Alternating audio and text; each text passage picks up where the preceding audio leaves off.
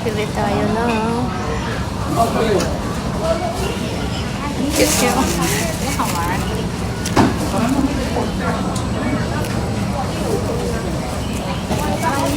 It's so cute. Ang cute-cute na.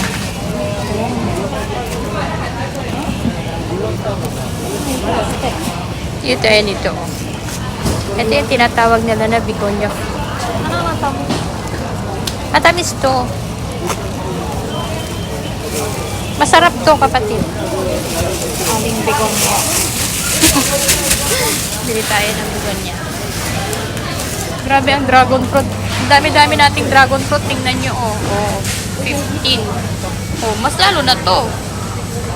34. Imagine.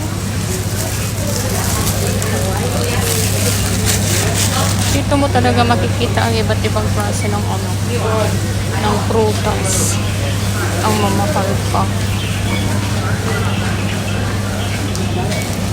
Grabe itong mangga na to, oh. 36.